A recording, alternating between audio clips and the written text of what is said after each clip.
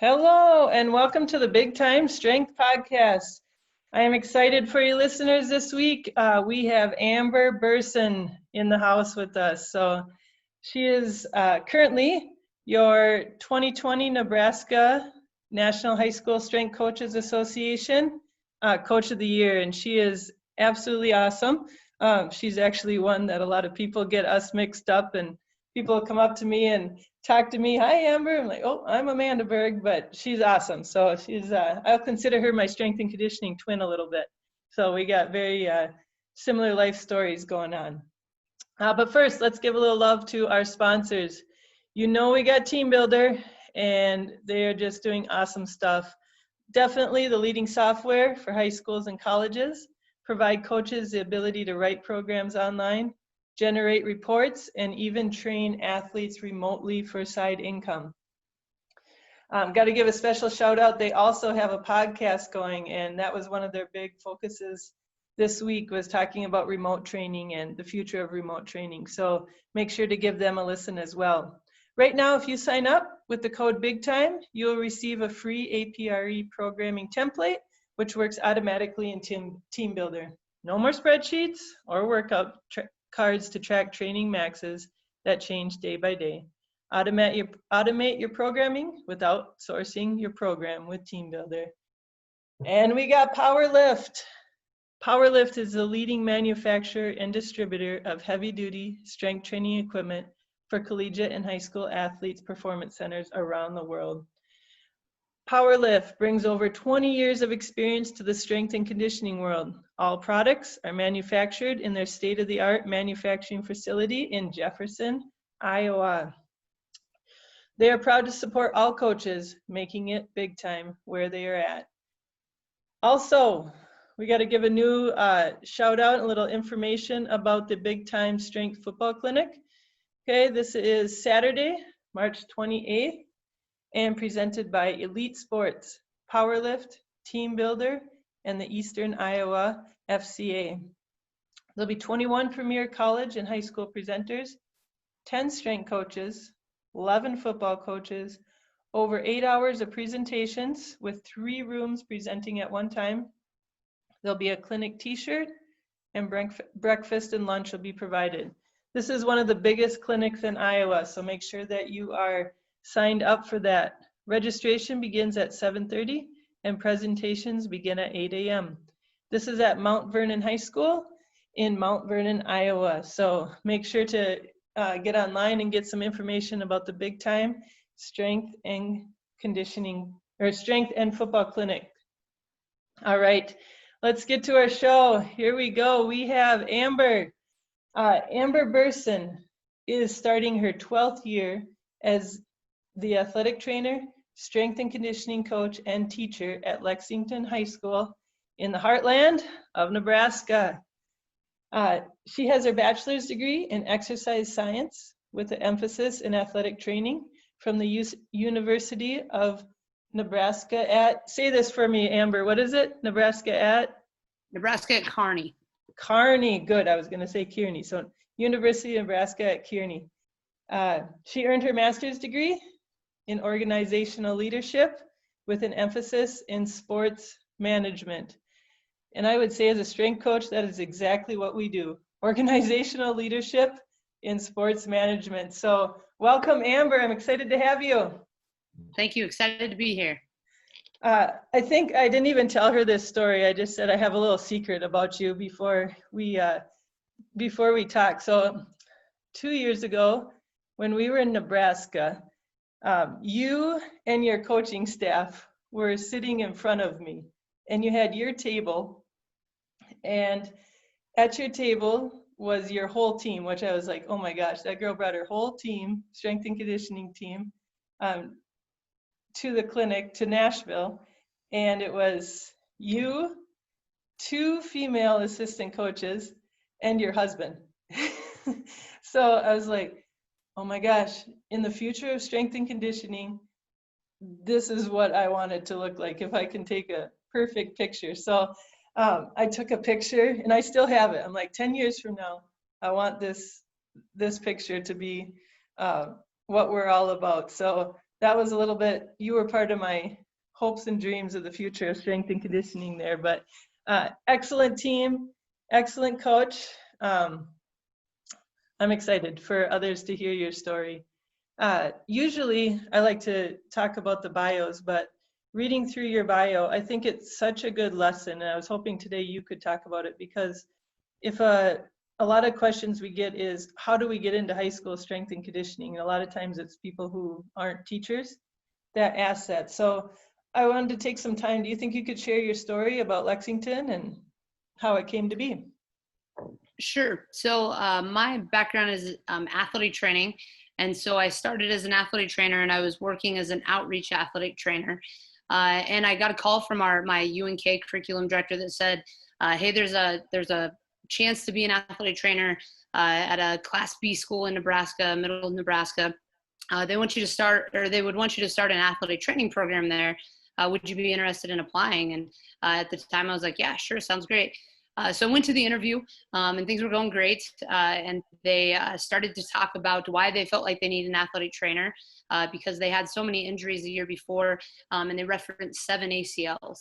And so through talking to them, I said, man, I would, love to have the opportunity to be your athletic trainer. But I really think one thing you really need to think strongly about is getting a strength conditioning coordinator, somebody who can really help prevent these injuries. As an athletic trainer, we can manage those. We can definitely take care of those. But as an athletic trainer, if you're managing that many injuries, that's not really what you want to be doing. And so I think that it would benefit you to do that.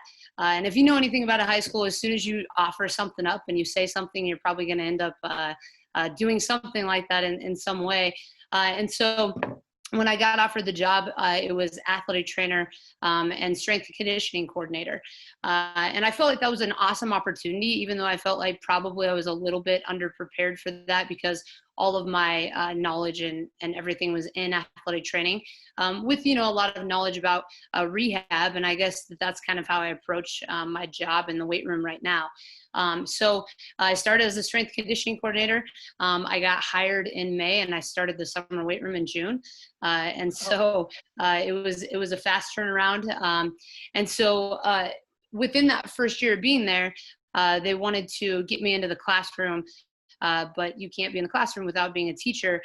So there's a great program through UNK called the Transition to Teaching Program. And I think there's a lot of states that have something like that. So you would teach while you're getting your teaching degree.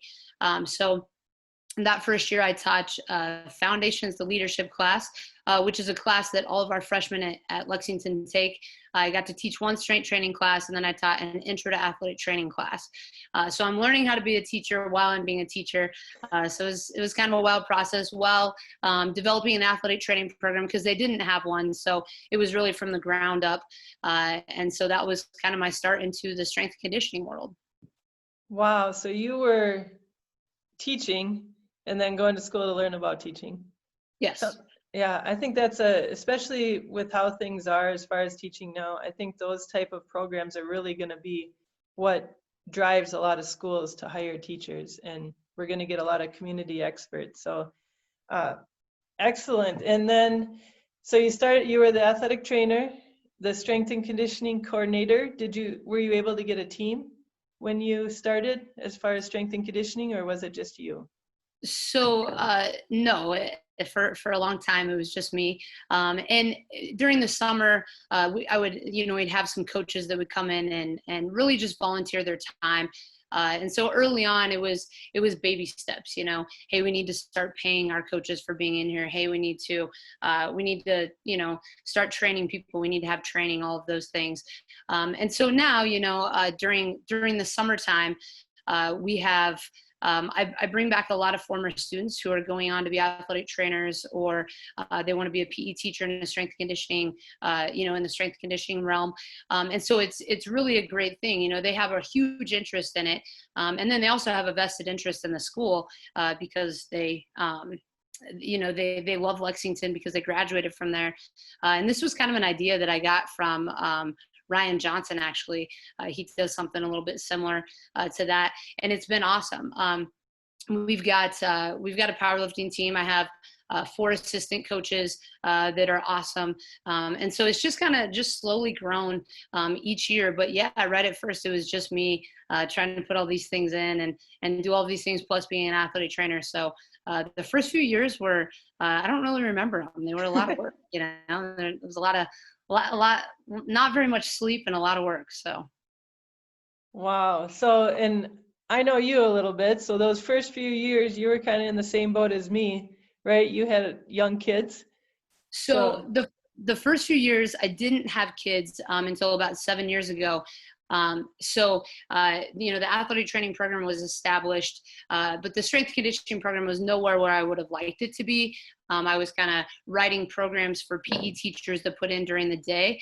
We've got great PE teachers, but it wasn't just me in there. There was a lot of people, you know, kind of putting it all together. And so when I had kids, my husband coached 3 sports at the time. And so we really weren't seeing our kids very often. And when we were having family dinners in the training room or wherever we could, you know, do those things. And so the opportunity arose. We had one of our PE teachers leave. And so I decided to jump into that role full time. And so I've been teaching full-time strength conditioning for the last 4 years. This is starting my 5th year teaching full-time. So I do part-time athletic training now. I cover events. We do have a new head athletic trainer who's amazing. So it's really a great environment around here. Okay. So you've really went from doing everything for a while there and now downsize. I think I have that same type of story too. I was just doing so much at the beginning related to strength and conditioning. And I think as you're having kids, you spread yourself too thin. And, you know I was probably a mediocre softball coach, a pretty good strength and conditioning coach, a pretty good teacher. But what really changed it for me is just diving into one thing and just becoming passionate about it and separating myself from the other stuff. Did you feel that you not necessarily had to do that or that it was beneficial? I feel like if we really wanted to take our strength training program to the next level, which I did, that was going to have to happen. I definitely didn't want to be the jack of all trades and master of none. And so being able to pick something, athletic training was always something that I feel like, you know, I can always pick back up. And I really view the weight room as like an awesome rehab session every day. You know what I mean? And that's what I truly loved about athletic training in the first place, was seeing a kid go from being injured to going through, you know, the rehab process with me and seeing them take the field again. And so hopefully maybe we can have fewer injuries, you know what I mean? But it's still kind of like that rehab process every day. But yeah, to be able to be more present at home, you know, be the mom that I wanted to be, as well as the strength training coach that I wanted to be. And so, you know, there's a road always takes you somewhere. And I needed that athletic training experience in the beginning to be able to get to where I'm at. But I definitely would not trade where I'm at for the world now. So. That's a great way to look at it. Yes. And now what you bring to the strength and conditioning world with your athletic training. So, and it's definitely evident. I've seen presentation by you and I loved it. So I love hearing you talk training. I think you just have a great thing going on.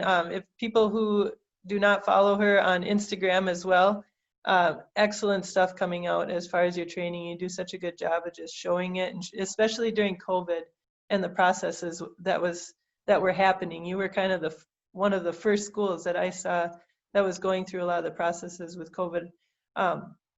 So let's talk a little bit of training. What would you say is unique about Lexington and what you got going there? I would say a few things. We are really trying to work as a PE department, PE staff throughout the district to really start to put in things that are going to help build kids up by the time that they get to us at the high school level. Movement, you know, push, pull, press, squat, those kind of things. And we're trying to put them in at certain levels. So let's say if you have a kindergartner, we want them to be doing all the fun things that happen in PE, but we're also going to have them do a plank hold. We're going to have them do like a wall sit to start to work up to a squat. And we have that put in for every level. So I think, or every grade level. So I think that that's kind of unique for us. We've done a lot of work. We've got great elementary, middle school, high school PE teachers who continue to keep having that go. So that's awesome. I think something that's also very unique to us, we have one weight room that isn't overly big, very nice. We have amazing facilities, but it isn't huge. But what we found is that we had a lot of kids who wanted to take strength and conditioning, but we couldn't offer it as much as we wanted to.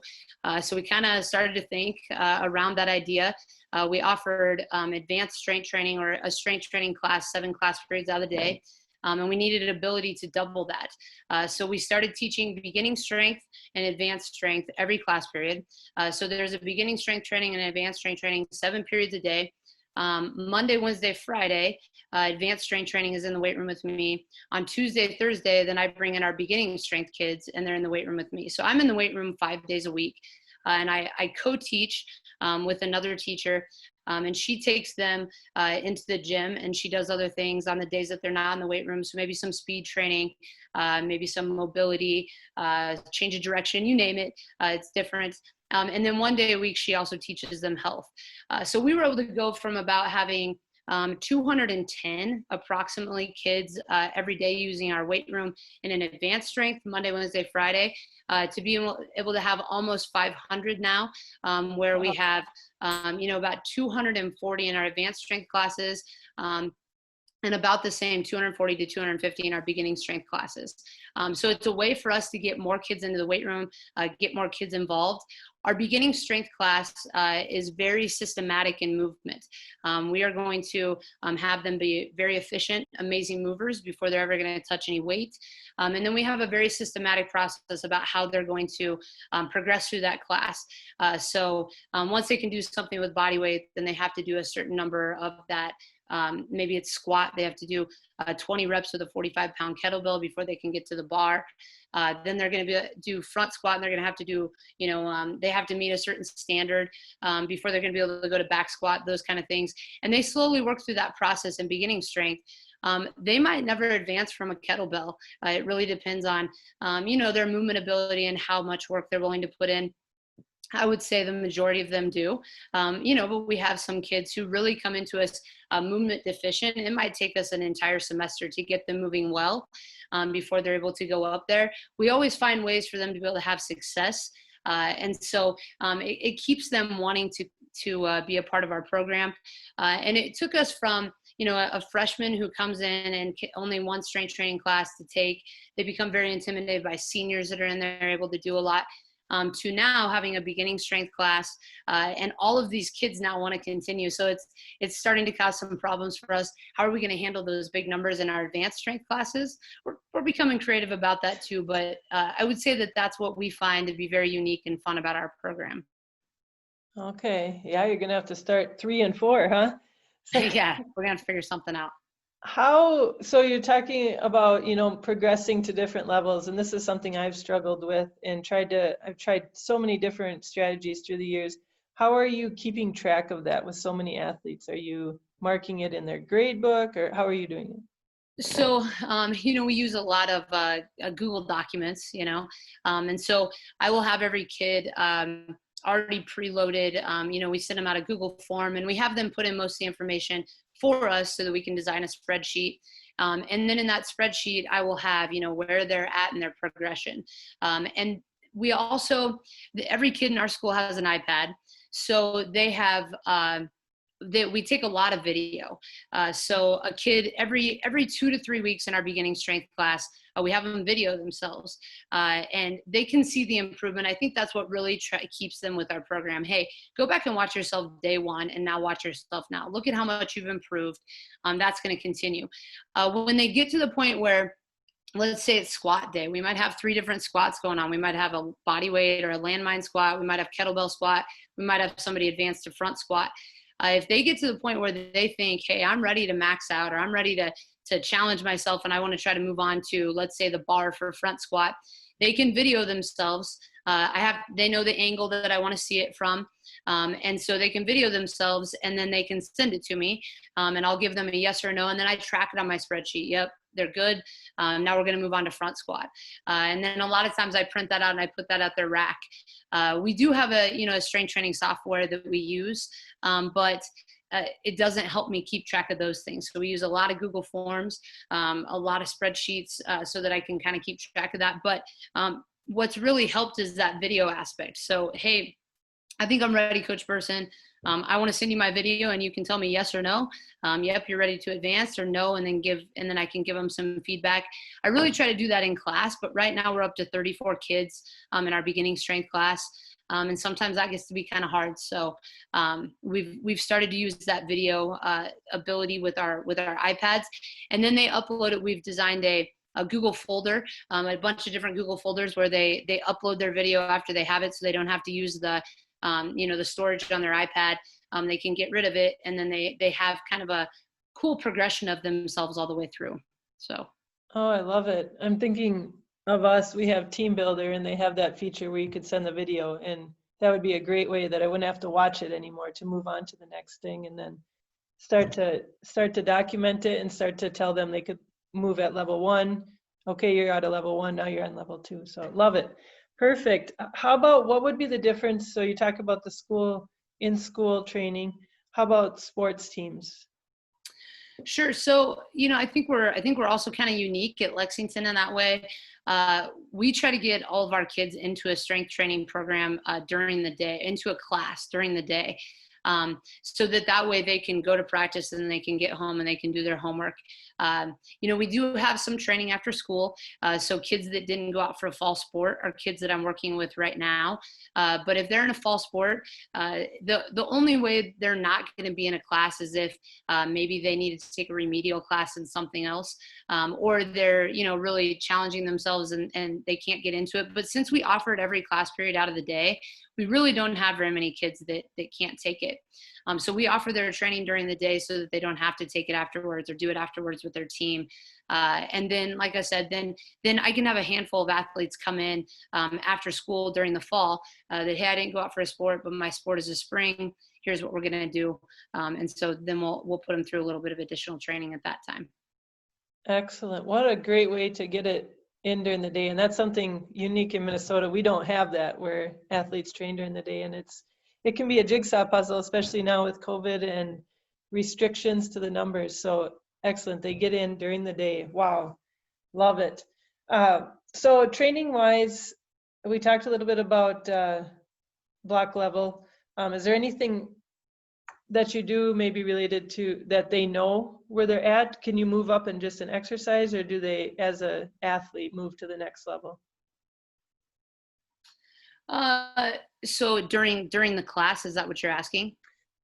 Yeah, I think so. Like, would there be a program, or do they move up completely as an athlete, or would it be in the squat? You're progressing right now, so you're moving forward, but you're clean still. We need to move you back. Yeah, so we have a very clear progression regression chart. And so, they've got to master that movement before they're going to progress. And then, if I don't see something that I like, I'll regress them. But I really try not to, like, even if they send me a video where it's 15 really good reps, but 5 of them are a little iffy, I won't progress them because I never want to have to regress them. Things that kids know where they're at, little things like we'll do the ACL hop and stop to let them know, hey, your right leg is weaker than your left leg. So if we do single leg work, they'll know, hey, I need to do an extra set on my right. So we might have 3 sets. So I'm going to do 1 set on my right, 1 set on my left, and my right side's my weakest. So I need to hit that side again.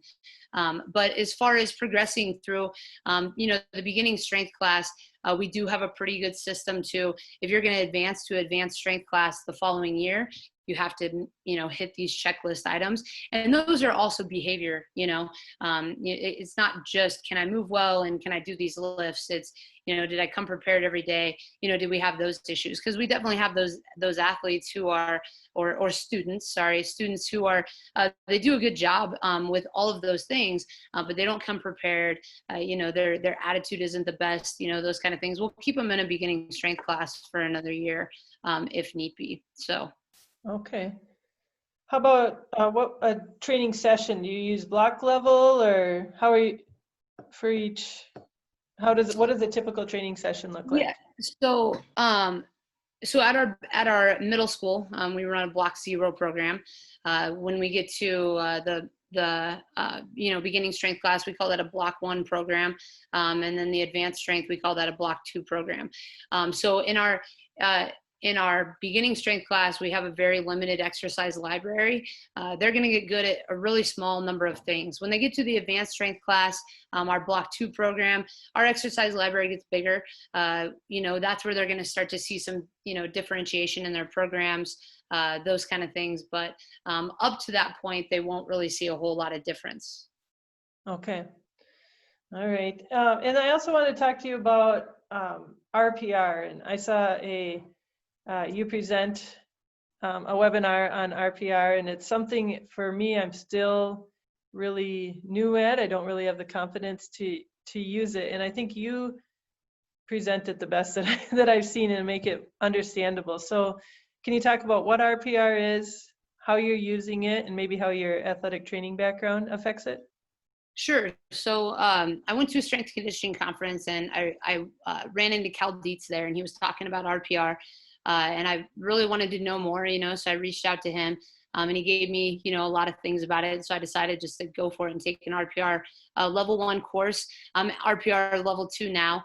But, the thing that I noticed the most about it, and the reason why we use it, is that there's kind of this latency period from the time that our brain says, contract that muscle to when it actually happens. And the best way I can describe it is that when you use RPR, it shortens that window.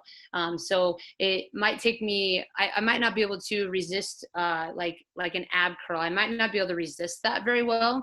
And then as soon as I hit what we call an RPR point or an activation point, as soon as I call on that muscle, now I can contract it when I need to.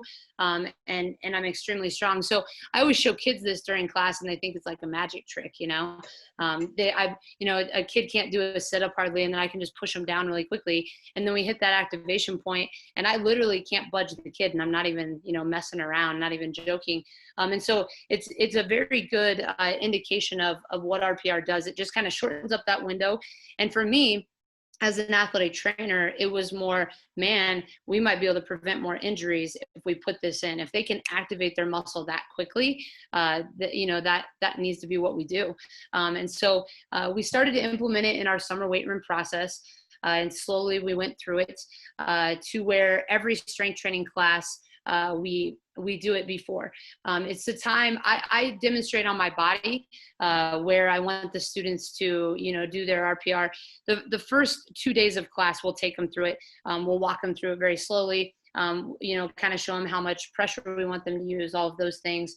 But then I use it every day as kind of the time that I'm talking and giving a little bit of instruction. It takes me about 1 minute and 20 seconds to take them through the RPR process. A perfect amount of time for me to be able to explain anything that I want them to do differently in class, and then we get going.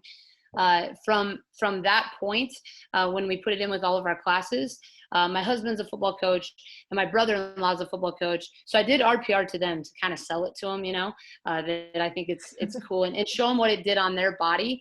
And they were hook, line, sinker right away. They actually went to an RPR course. And so before, for about 2 years before every football game, we would actually activate all of our football players. And we saw, a reduction in injury. And that's really all it took for all of us to kind of get sold on it. And so now, we teach our coaches. Our kids know it because they're in the weight room with us. So we teach our coaches, and for most part, most of the coaches take them through it take their kids through it in their warm up as well for their sports. And it's kind of become, for the most part, almost a universal thing. I showed some middle school coaches and I didn't even know that they were using it. And then they sent me some video of their kids using RPR. So kind of a cool thing. So it's kind of just become like a thing that we do in Lexington is RPR to activate our bodies. So talk to a beginner about this then. What could be two things I could take that I could do right away? Like where on their body, you said demonstrate on yourself and then have them do it. What are two things that I could take with me today? I think in the RPR system, the three main points would be the sternal rub, so right on the front of your sternum. Activate your psoas, so that's right underneath your belly button, and then activate your glutes, so on the back of your head and underneath your ears. I think that those are the three main points that, even when I talk to other people about RPR that are in the RPR process, they will say, if I need to, if there's no time and I want kids to activate something, those are going to be the 3 points that I have them do. So that would be the 3 points that I would tell you. I know that we use it with our powerlifting team, and those would be the 3 points that I always tell our kids. Plus, probably abdominals and rotators. So we will chop the inside of our thigh and then pound on our back for rotators and abdominal recruitment.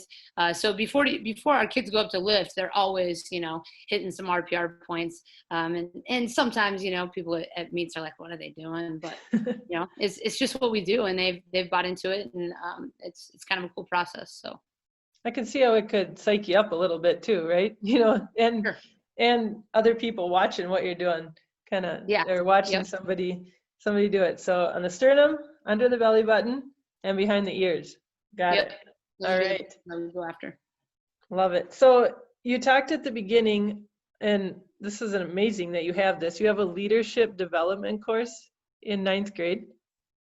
Yeah. So we do. If you've ever heard of Focus 3 and daily discipline, things that I've bought into hook, line, and sinker, but it really gives your kids a way to. So if you've ever seen the E plus R equals O, so event plus response equals outcome, and it very much gives your kids a way to respond to any event in their life, and a way to kind of think through how they're responding.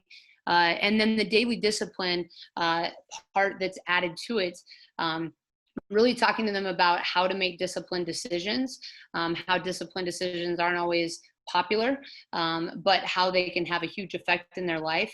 And we try to bring this into all different aspects. It might be sports, it might be the classroom, it might be nutrition. There's a lot of different ways that we bring that in, but the Focus 3 curriculum, they have some short videos. So a lot of times I'll use those at the beginning of a class one time a week, and then we'll talk about it the rest of the week, whatever the thing that we were talking about that day. So maybe it's the R, how am I responding? And we'll start to talk about how are you responding to this? And I'll give them a lot of examples. Hey, here's the event. You were supposed to be home at 10 p.m. You showed up at 11 and your parents are upset. So how are you going to respond to that? And we talk about how to get an outcome that they might want. So a kid in class sent an email one time that wasn't the best. Hey, why did I get this grade? And they were very upset. And when I talked to them after class, I said, look, the outcome you wanted to get was you just wanted to know why you got that grade. But because you sent the email the way that you did, now you have to stand in class with me and we have to discuss this in order to get the outcome that you want. Where if you would have just reacted to seeing the grade a little bit better, you would have gotten a different outcome. And so, trying to bring it into their real life is very helpful. So the Focus 3 curriculum, like I said, a short video that will show, and you've got to kind of be choosy because there's a lot of them. So in order to get it in, but we do it one time a week.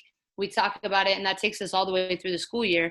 And by that time, in a beginning strength class, they've got kind of a good knowledge level. And then we start to work it into our advanced strength class when we try to take it to another level. So that is amazing. I mean, as strength coaches now, I think, we're definitely one of the biggest assets that we see so many of the athletes and so many of the students. And it's definitely becoming a big part of our job. And learning about leadership, I think, is very important. So you say that you use the Focus 3. Is there anything that you use with your athletes that you're involved in? For instance, we just enrolled in the Desire to Lead program. And for our sport athletes, kind of a little bit older and captain, something like that. Is there anything in strength and conditioning you're doing for those older students? That's where we start to move into the daily discipline things a little bit more. The Focus 3 is what we use in their beginning strength. And then we start to move into the daily discipline. So Brian and Tim Kite are the people that put these things out. And so we start to move into the daily discipline aspects. So they have, the ability to make a decent decision. And now we start to talk about the discipline that it's going to take to stay there. And we just slowly continue to amp it up and talk more and more and more about those things. We talk about time management and how you've got to be disciplined to do that. And so that's kind of our leadership academy for our upperclassmen. And we hope that by the time they get to halfway through their junior year to senior year, we don't even really have to talk about it anymore. We might have to give them some reminders, but they at least know how to call that up. If they don't, that's one thing, but they have the framework, and we take them through as much as we can, role model wise and role play wise and those kind of things to help them with that. Wow.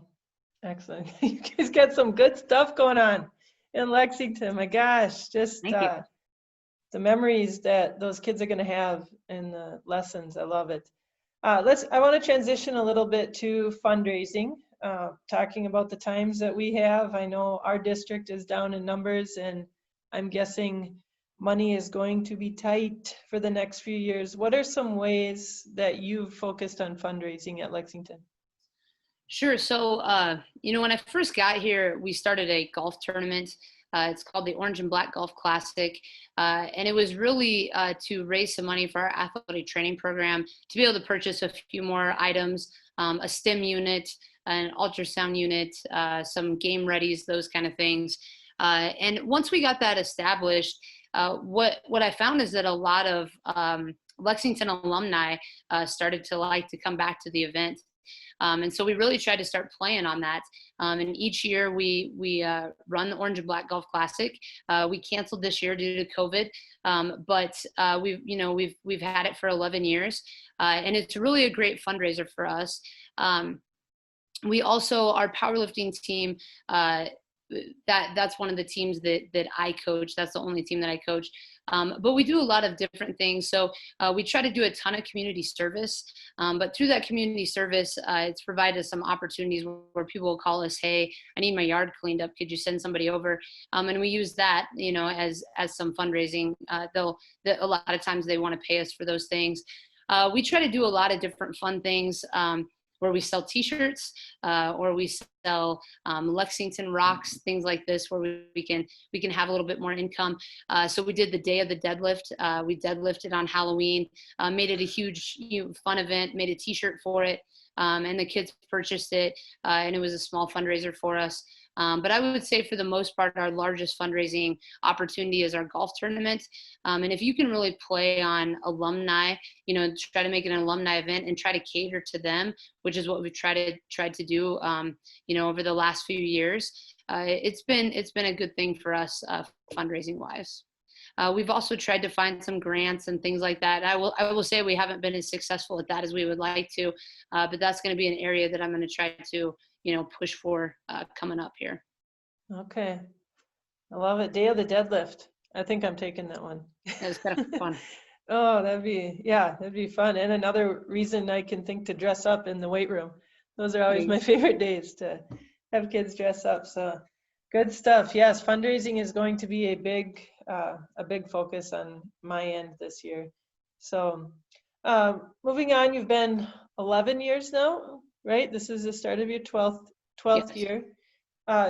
Maybe talk a little bit about some hurdles in the strength and conditioning, athletic training, working in a school district. Sure. I think being a female in our profession, definitely there's going to have to be some hurdles that you're going to have to go over there. Starting an athletic training program, there was already some hurdles that you're going to have to go over in that aspect, because some people are going to question, why do we need an athletic trainer? You know, what's that going to do for us? There's also, as an athletic trainer, there's a lot of, well, they're not going to send them to the doctor anymore, so we don't want to have them, you know, and which is the truth, but mainly just because we can probably prevent some of those injuries. It's not that we're not trying to send them to the doctor. So that was an early hurdle for me that I really had to get over, and I had to realize, like, I'm gonna have to put on my big girl pants and be able to handle these things, you know. In the weight room right at first, I wasn't in there all the time. So that was always kind of a back and forth push, since I wasn't always in there. Other people could come in and do different things. And so definitely had to kind of stand my ground on some things.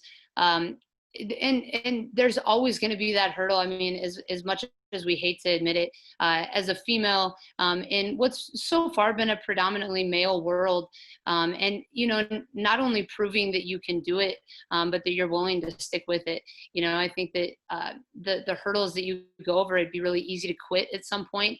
And I think the consistency of me being willing to stick with it, and stick with our program, because there's always been questions, there's always going to be people have questions all the time about, like, why are you doing that? So being able to have the knowledge to be able to say, here's why, and here's the benefit that we're going to get, has really probably been what's helped me kind of come over that hurdle, and then stay over it.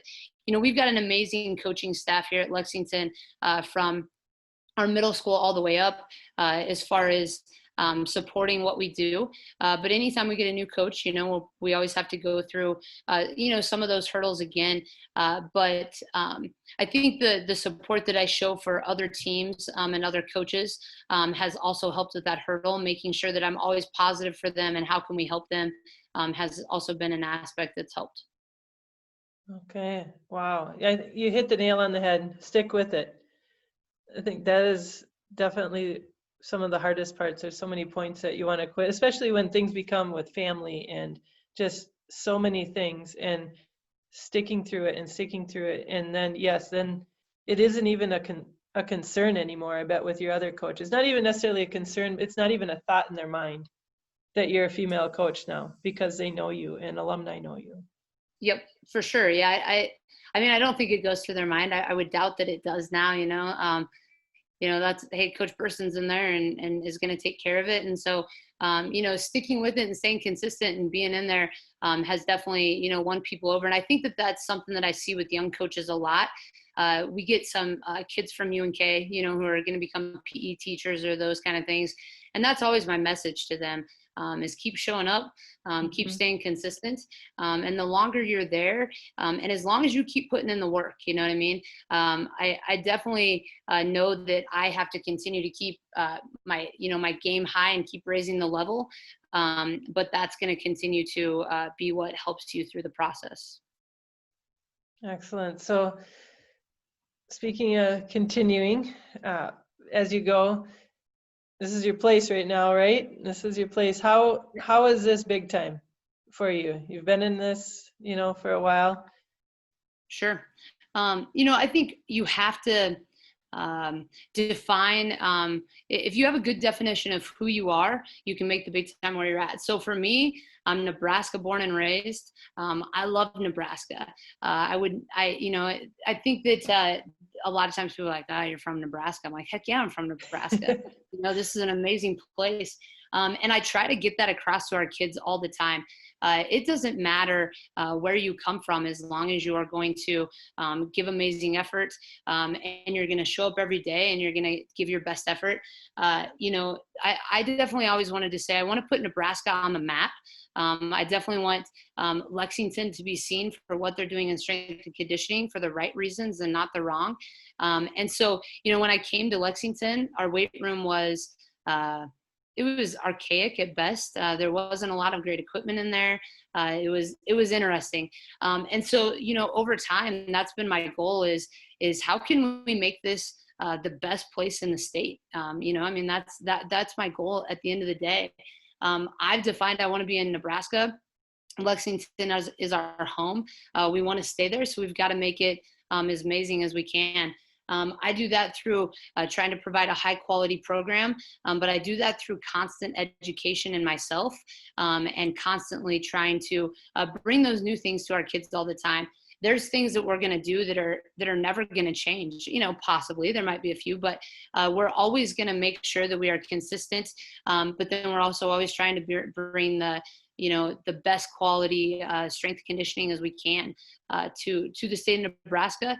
And I always want to make sure that when our kids leave, that they can go out there and they feel confident in themselves no matter what they're going to do. So if they step into a gym anywhere, they're not going to have any reservations that they know what to do. So. All right. And you're doing it. When I was internet scrolling you, looking at Amber Burson, one thing that popped up, and maybe you can tell us about this award, Lexington was named Division 1 for strength and conditioning. Can you talk about that a little bit? Like, we need that in every single state, call out great programs. Sure. So, Rob Brokaw has been amazing for the state of Nebraska. I'll put a plug in right now for the strength coaches in Nebraska.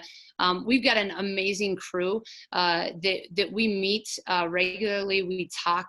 I bounce so many things off of a group of guys, and I'll name them: Rob Brokaw, Stu Venable, Brandon Mimic, Trent Clausen, and there's many more, but that's kind of my crew that I go to in the state of Nebraska. But Rob runs he calls it the Nebraska Strength Clinic, and he runs this clinic that he tries to bring the best quality education to all the strength coaches in the state of Nebraska, to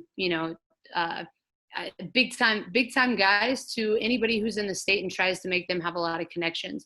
So he started an award that he has: a small school and a big school strength program of the year. And so through that is where we won that award. So through his clinic. Okay. Yeah, we need to get that going. And I was lucky last year, as our Minnesota crew, we were going to have a meeting. They're like, let's jump on with the Nebraska crew. And you could see instantly it was like old hat. Like, they were on, they're ready to go, and they're used to that dialogue, and you could tell that you really knew each other. So what a great thing they have going. And I think that's something, especially now in the Zoom world, each state should be doing that as much as possible. So yeah, great stuff coming out of there. Well, good. You ready for our Fast Five? Let's talk about some. I tried to get these questions, so I consider you my strength and conditioning twin, right? We're around the same age. We got the same things going on. And so maybe it'll help a little advice from me. So I want to hear your 15 minutes to train. What are you doing? Gosh, I've thought around this question a lot, and I don't think that I use it in training. I think I use it in mental training. If I've only got 15 minutes with kids, I'm probably going to talk about the daily discipline things, and I'm going to talk about how are they responding in life. I could do some things in 15 minutes, but I really think that that's the area that I'm going to hit on, because what I've found is that we ask kids to be leaders, or we ask kids to go out there and take on all of these things that none of us ever had to take on, when we came up. So we talk about a lot of things like social media and how do you handle that? How do you handle having a cell phone all the time? How do you handle putting your cell phone to bed so that you can go to bed and you can get some sleep? So if I'm going to only have 15 minutes with them, I'm going to choose to use it that way instead of using it for a workout or something like that. Okay. I like it. All right. Music is therapy. What's on your playlist? Oh, gosh. So if it's a beginning strength class, it's country all the time. My favorite part is that most of them are like, oh my gosh, what is happening in here? You know what I mean? Like, it helps them get to know me, because I am a country kid through and through. In our advanced strength classes, I will let our kids pick, but they're going to have to give me the clean version, and then I'm going to probably listen to it before, or try to find a Pandora station that's going to go along with that. But I'm definitely I always want to make sure that I lead my life and I model what I preach, and I'm always preaching to them that they need to make sure that they, they listen to good things and that they're surrounding themselves with good things. So I want to make sure that their music is that way too. So I like it. I like it. We do that as well, where they get to choose, but when they have to choose, we use YouTube, and they have to go a clean version, and then the words have to be scrolling. So it can't be something, would you let your mom see that, or your grandma? That's yeah, I like usually that. I like that. the deciding factor. Been a great summer for reading. What kind of books are in your? Gosh, strength and conditioning wise, it's funny because I usually try to mix it up a lot. And this summer, because I was with my family a ton, I read Smart Money, Smart Kids. And it's all about kind of like a program that you can use to help your kids learn someday how to handle money. And so it's kind of funny because I've also kind of put that into the weight room a little bit as well. So it's not around strength conditioning. It was definitely around one way to help them as they grow into young adults and how to handle their money. So I like it. Smart Money, Smart Kids. All right, I'll make sure I look into that. And role model. What has been your inspiration here? So I would say that the role model, I've got a lot of them, but somebody who really got me on the path that I'm on now was my curriculum director at UNK for athletic training, Dr. Unruh. And he challenged me to think in a different way. Up to that point in my life, I was very much memorizing, memorize everything and then regurgitate it and probably lose it. And he very much challenged all of us, but I took it to heart. You never want to be the athletic trainer that, you can tell is making up the answer to a question or doesn't know, so they fake it to try to make it. You want to be the athletic trainer who actually knows their stuff and knows what they're doing. And ever since then, that's how I've kind of approached my life. Making sure that I can know the reason why behind something and also know how to implement it. And if I don't know, that I'm going to go get that information. And I've brought that into my strength and conditioning life as well. I will be the first one to admit that 4 years ago, 5 years ago, I guess it would be when I first stepped into the classroom, that I didn't know as much as I needed to know to be a good strength coach. And so I really got to work on myself. I started to, talk to the guys in the state of Nebraska. When the NHSSCA came out, I started to, really dive deep into that as well, and constantly educate myself. I really try to make sure that I'm careful about making sure there's a fine balance, that I don't overload myself in that, because I want to make sure that I'm always using whatever I learn. But I would say him, because he challenged me to learn and think in a different way and always be able to have a why behind it. And not just because I said so. And that probably changed my life to this point. Okay. Say his name again, your curriculum director?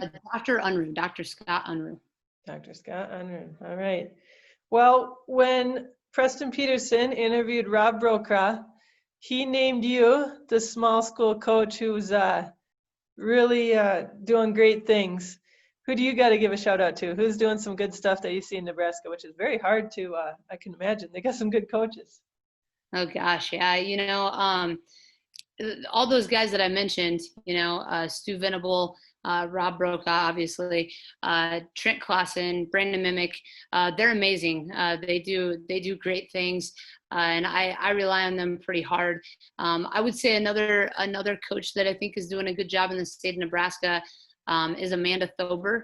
She's at a small school in the middle of Nebraska as well, and really tries to make the big time where she's at as well. So.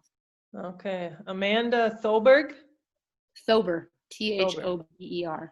Got it. All right, so we'll have to look at her social media. Excellent. I want you to talk about your social media before we finish up, because you were my guide through COVID. You just, the way that you showed on your social media, going through the process. I don't know, it seemed like you maybe even had like a GoPro and what it would look like for an athlete to go through. And you've been showing your training and your training in mass. So can you just say your social media and get on board with Amber? Sure. My Instagram is Lex Strength, and my Twitter is Lex High Strength. We also have a website that we have for our high school that is just our strength conditioning website. It's lexstrength@weebly.com. And we put a ton of stuff on there to try to really highlight our program and things that we're doing, highlight our powerlifting teams,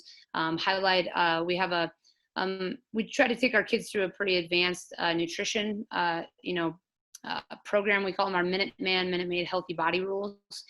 So that would be something else that you could find on there. So any of those for sure.